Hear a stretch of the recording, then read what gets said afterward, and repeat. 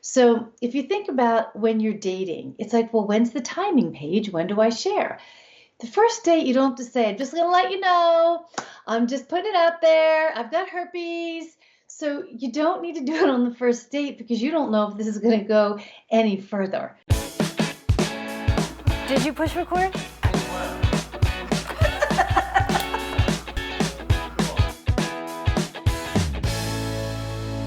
Thank you so much for tuning into Our Second Act with Paige and Silka.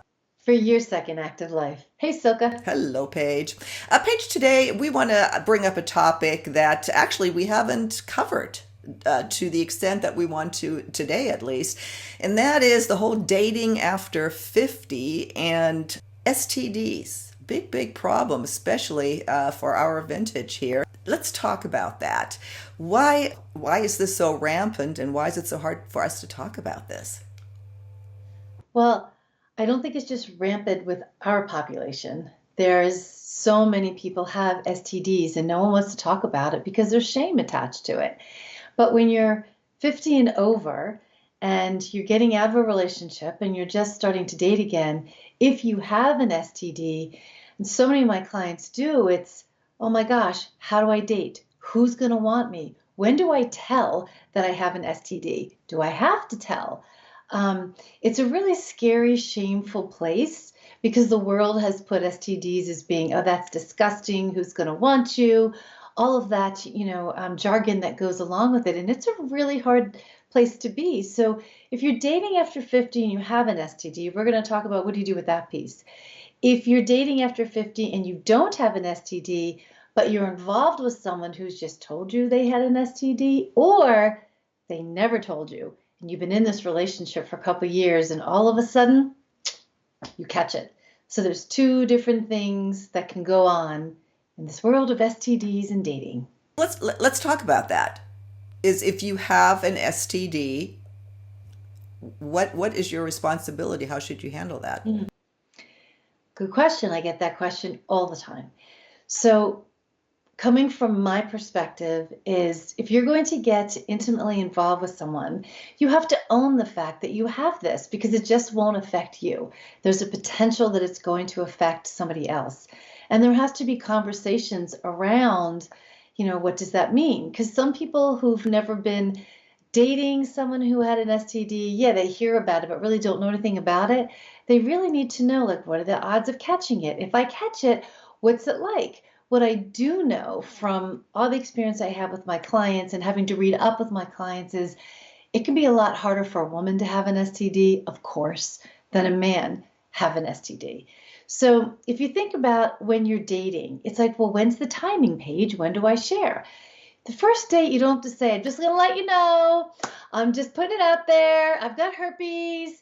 So you don't need to do it on the first date because you don't know if this is going to go any further. Yes, you can be transparent, but you don't have to do it on the first date unless you're going to have sex that night. Then it's your responsibility to tell the person what you have, and then they have to decide if they still want to have sex with you. So I'll take a pause there for a second, Silka. You look like you're thinking about some stuff. Well, I'm putting myself in that situation. I'm thinking about right? that. And that is hard. That would be a really, really hard thing to bring up. It is. And that's why when I work with clients, we really, work on verbiage. What do you say? How do you say it? And if you have it, you got to learn to I guess embrace that. Don't have shame around it. There's nothing wrong with you because you have an STD. You can catch STDs so many different ways, which I've heard so many different ways. People catch it.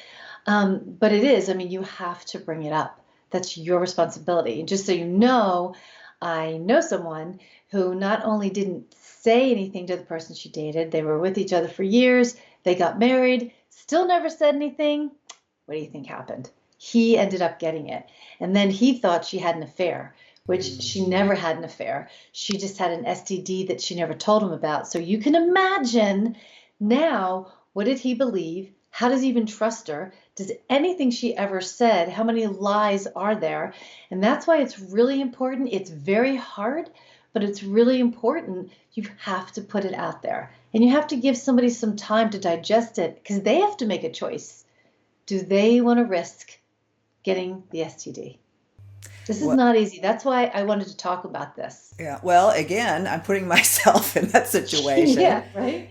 If, being in an 8-year relationship, all of a sudden yeah, oh, I would absolutely be suspicious. So there is Right? there's all sorts of issues associated with it over and above just the medical part of it. Well, you said that that you talk to your clients and you come up with verbiage about this.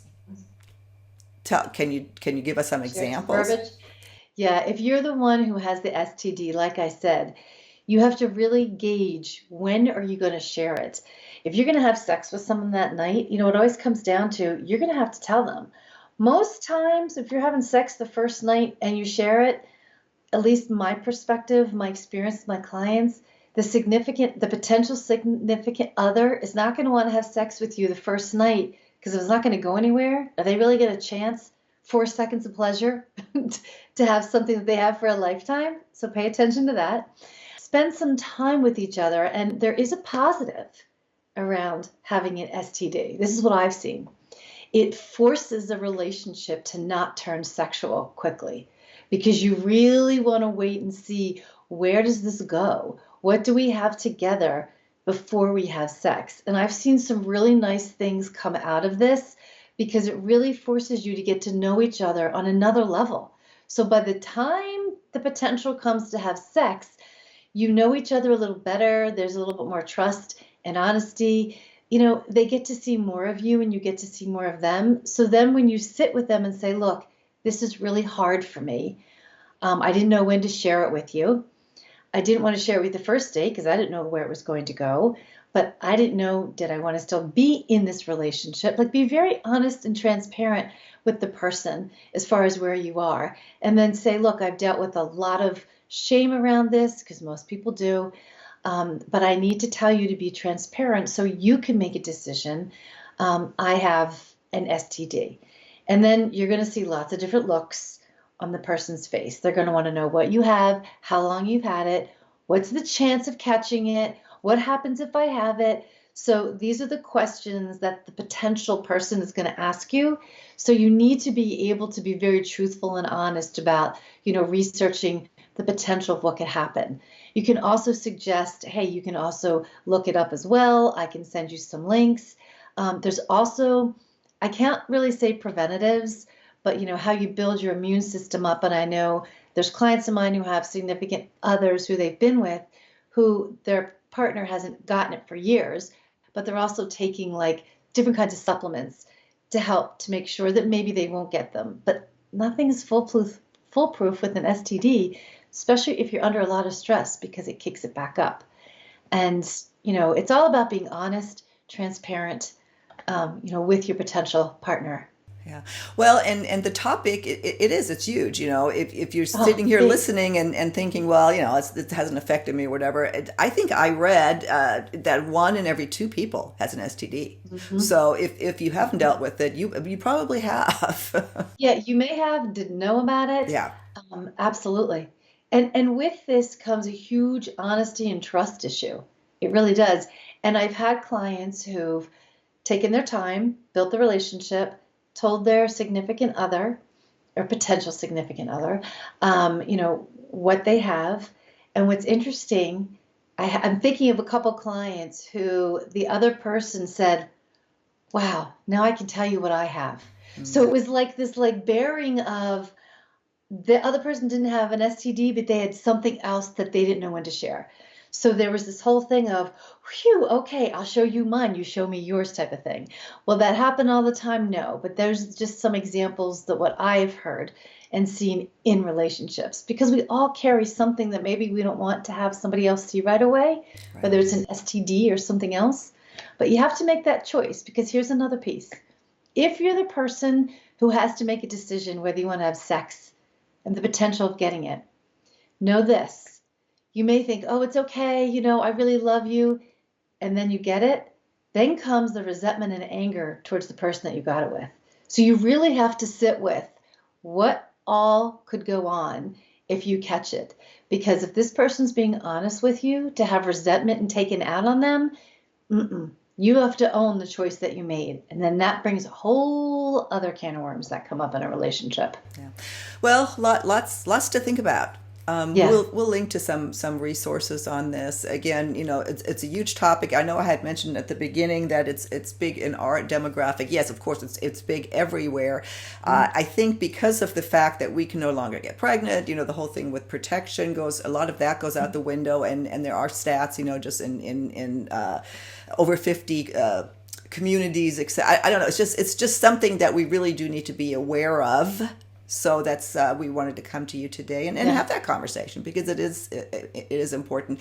Paige, is there anything else that you want to leave our viewers with on this topic? It's all about honesty, transparency. Don't be shameful if you have it, because you're definitely not alone.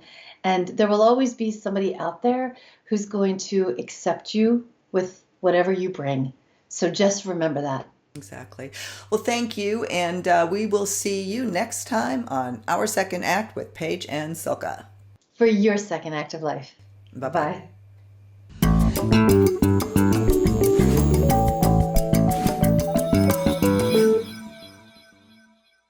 If you have an idea for a topic that you'd like to have us cover, please visit our website, secondact.tv. We have a little red suggestion box in the upper right-hand corner of our site. Just click on that, send us an email. We'd love to hear from you. See you next time.